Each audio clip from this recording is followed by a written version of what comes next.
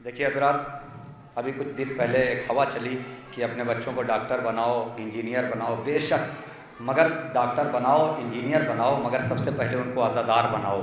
अगर वो अज़ादार बन गए, सच्चे अज़ादार बन गए, तो वो डॉक्टर भी बनेंगे, इंजीनियर भी बनेंगे, अपने वालिदैन की इज़्ज़त भी करेंगे, अपने पूरे मोहल्ले की और पूरे मुल्क का नाम भी रोशन करेंगे। हाँ, उन्हीं में से एक ऐसी शख्सियत हमारे दरमियान जनाब अब्बास मेहदी साहब MBBS MD हमारे दरमियान हैं, और ये वो शख्सियतें हैं जो एक साथ अपना काम पूरी जिम्मेदारी के साथ निभाते हैं। मगर जब ज़िक्र मौला की बात कहीं आती है तो ये पीछे नहीं रहते हैं और लोगों के तरीके दामन बचा नहीं लेते हैं, बल्कि आगे आगे रहते हैं, सरगर्दा रहते हैं ज़िक्र अहले बैत के लिए। कहीं पर भी हो, महफिल हो, मजलिस हो, शब्बेदारी हो, इसलिए कि इनका जो आबाई वतन है वहाँ की आज़ादारी जो है एक अनोखी आज़ादारी है पूरे हिंदुस्तान में, और उससे आप तमाम हज़रात वाकिफ़ हैं। इसलिए मैं गुजारिश कर रहा हूँ जनाब डॉक्टर अब्बास मेहदी साहब से कि वो तशरीफ़ लाएँ और अपने तासुरात मोमिनीन के दरमियान रखें। आप सामीन कराम, अस्सलामु अलैकुम। सबसे पहले मैं आप सभी की खिदमत में शहज़ादी की विलादत के इस जश्न की मुबारकबाद पेश करता हूँ। कमेटी का बेहद शुक्रगुज़ार हूँ कि उन्होंने मुझे इज़्ज़त बख्शी, और शायद हम लोग मेडिकल फील्ड से वाबस्ता हैं काफ़ी 20 साल से, और हमारा प्रोफेशन है, तो ज़ाहिर है हम इतना वक्त इन चीज़ों में नहीं दे पाते हैं। फिर भी कोशिश पूरी रहती है कि जो भी हम अपने लेवल पे कर सकते हैं। तो आपके सामने बस मैं शहज़ादी के कुछ अज़मत के बारे में बयान करना चाहता हूँ कि शहज़ादी तारीख़ इंसानी पर असर अंदाज होने वाली वो अज़ीम शख्सियत है जिसके सब्र तहम्मुल का कोई मुकाबला नहीं कर सकता। शहज़ादी जनाब ज़ैनब ने मुख्तलिफ़ मकामात पर अपने आप को उस तरीके से पेश किया है कि मैं अगर कहूँ कि अगर शहज़ादी को इस्मत व तहारत और सब्र व ज़ब्त के दायरे में देखा जाए तो शहज़ादी फ़ातिमा नज़र आती हैं।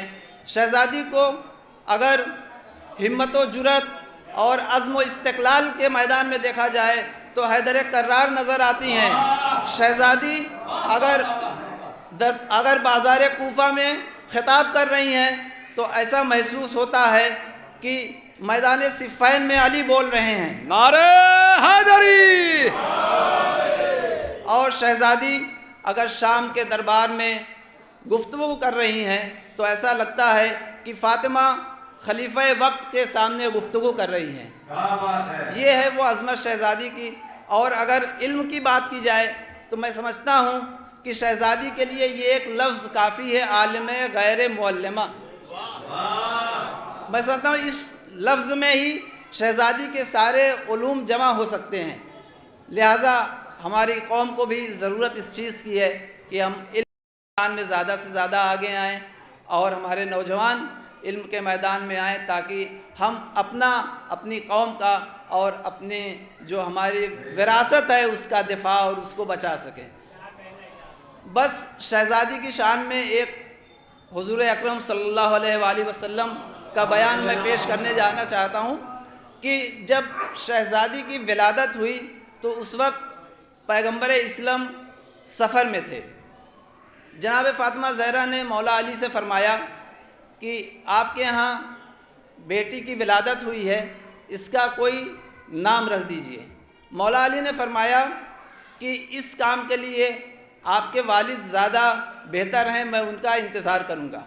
लिहाजा हुज़ूर अकरम तशरीफ़ लाए।